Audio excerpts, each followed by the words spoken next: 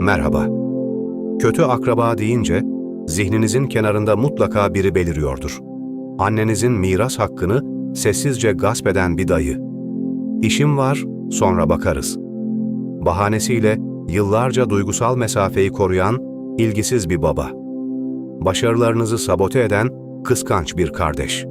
Haber ajansına dönmüş dedikoducu teyze. Bitmeyen istekleriyle sınırlarınızı zorlayan borç bağımlısı yakınlar.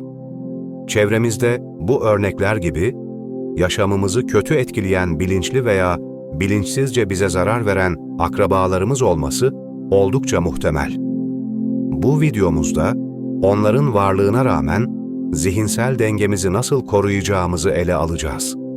Aile, doğduğumuz andan itibaren sırtımızda taşıdığımız ilk ekosistem.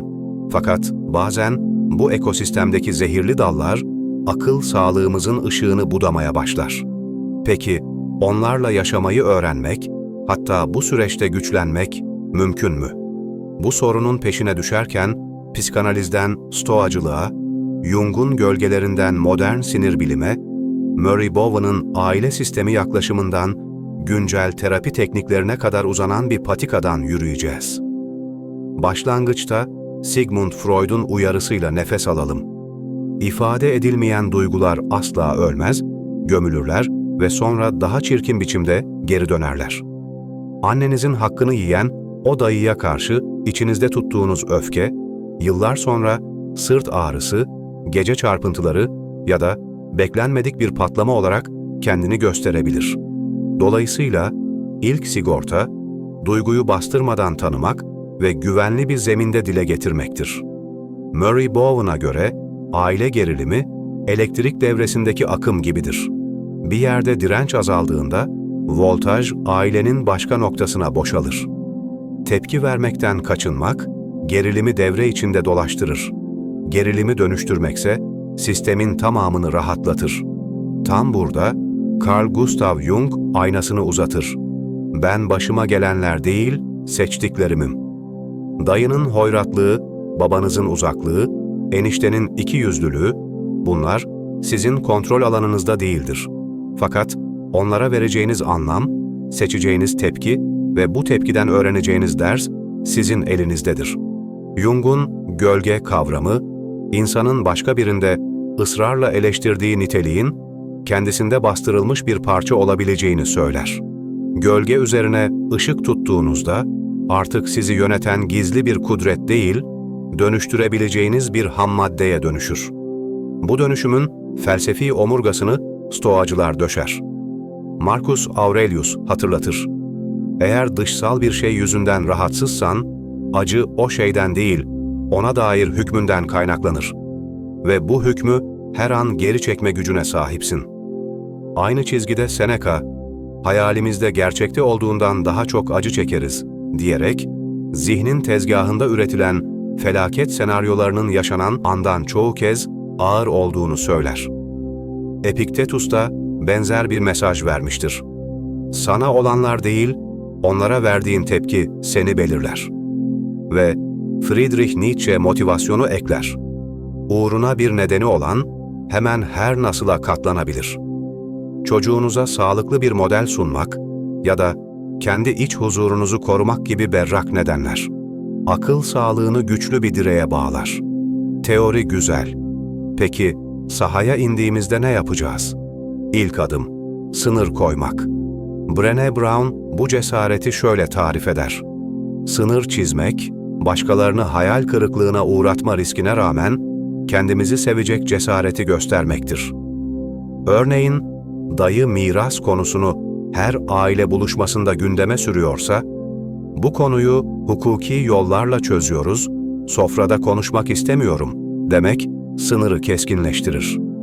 İlgi beklentinizi yıllarca boşa çıkaran babaya tekrarlanan kırgınlık yüklemek yerine ilişkiyi az ama öz frekansına çekip duygusal yatırımınızı yormayacak seviyeye indirirsiniz. Bir akrabanız size tatlı dille yanaşıp arkanızdan konuşuyorsa, mahrem bilgilerinizi paylaşmayarak dedikodu besinini keser, sohbeti yüzeyselleştirerek toksik derinleşmeyi engellersiniz. Sınırların korunmasında gri kaya tekniği önemlidir. Duygu katmayan, kısa, nötr cevaplarla provokasyonun dram motorunu yakıtsız bırakırsınız. Dayı öfkeyle, enişte ilgiyle, baba suçlamalarla dolu tepkiler bekler sizden. Siz bunları sunmadıkça oyun bozulur. Karşı taraf yeni seyirci aramaya koyulur. Gerektiğinde kırık plak yöntemini de ekleyebilirsiniz. Aynı cümleyi sakin ve net bir şekilde tekrar etmek, sınırın pazarlık konusu olmasını engeller. Fakat sınır çizmek, buzdağının sadece görünen yüzeyidir. İçeride kabaran duygularımız bizi daha fazla tepki vermeye itebilir. Bu duygulara da alan açmak gerekir. Beden-zihin düzenleyici mikro ritüeller burada devreye girer. Polivagal teori, vagus sinirinin uzun nefes verişleriyle yatıştığını söyler. Kalabalık aile yemeğinde banyoya gidip 1 dakika diyafram nefesi almak, sinir sisteminize "tehlike yok" mesajı gönderir. Başka bir yöntem, kısa bir yürüyüş. 5 dakikalık tempolu adım, endorfin ve dopamin salgısını dengeleyerek zihni berraklaştırır. Bilişsel davranışçı terapinin endişe penceresi tekniği de pratik ve etkilidir. Gün içinde kaygılarınıza özel bir zaman dilimi ayırıp, geri kalan saatlerde düşüncelerinizi serbest bırakırsınız. Böylece ilgisiz babanızın tavrını gece boyu zihninizde çevirmek yerine zihinsel randevuya erteleyebilirsiniz. Time dergisinin aktardığı güncel araştırmalar, bu yöntemle kaygı döngüsünün belirgin biçimde kırıldığını gösteriyor. Duygusal envanter tutmak, uzun vadeli bir güç kaynağıdır. Haftada bir kez, akrabayla yaşanan olayı, hissettiğiniz duyguyu, beden tepkisini ve verdiğiniz yanıtı bir yere not alın. "Ben mi abartıyorum?" sorusu yerini somut verilere bırakır. Bu defter, zamanla kendi gelişiminizin grafik tablosuna dönüşür. Sosyal destek şemsiyesi olmadan bu yolculuk eksik kalır. Terapi süreci, güvenilir bir arkadaş sohbeti ya da deneyim paylaşım grubu, duygularınızı yankısız bırakmaz. Dışarıdan gelen sesler, zihninizdeki öz eleştiri korosunu dengeleyerek "her şey benim suçum" yanılsamasının önüne set çeker. Tüm bu adımların üzerinde anlam merceği durur. Her etkileşim kişisel sınav kağıdı gibidir. Dayınızın açgözlülüğü size adalet duygunuzu keskinleştirmek için fırsat sunar. Babanızın mesafesi, ebeveynlikte neyi farklı yapmak istediğinizi gösteren bir pusulaya dönüşür. Eniştenin ikiyüzlülüğü sezginizi inceltir ve sınır refleksinizi güçlendirir. Böyle baktığınızda toksik ilişki, karakterinizi oyan bir bıçaktan ziyade sizi şekillendiren bir alet takımına dönüşür. Öyleyse rotayı toparlayalım. Freud'u dinleyin, duygularınızı gömmeyin. Jung'un gölgesine el feneri tutun. Siz ışık tuttukça gölge sizi yönetmez. Marcus Aurelius'un zihinsel filtresiyle dış uyarıyı inceleyin. Seneca'nın uyarısıyla hayali acılara kapılmayın. Epiktetus'un tepkiler üstüne öğüdünü içselleştirin.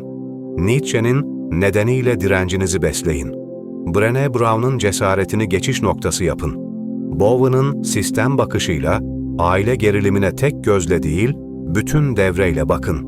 Sınır koyun, gri kaya olun, nefesle bedeninizi sakinleştirin, duygularınızı yazın, destek alın ve her etkileşimi anlam penceresinden izleyin. Zor akrabaların gölgesi uzun görünebilir, fakat gölgeleri kısaltan şey ışığın açısıdır. Işığı zihninizden eksik etmeyin. Çünkü hikayenin kahramanı da, anlatıcısı da sizsiniz ve hikayeyi yeniden yazmak her zaman elinizde. Eğer bu rehber size iyi geldiyse, buradaki cümleleri not defterinize ya da zihninize ekleyin. Çünkü sınır koymak, duygu yönetmek ve öz şefkat pratiği ara sıra hatırlatmaya muhtaç kaslar gibidir.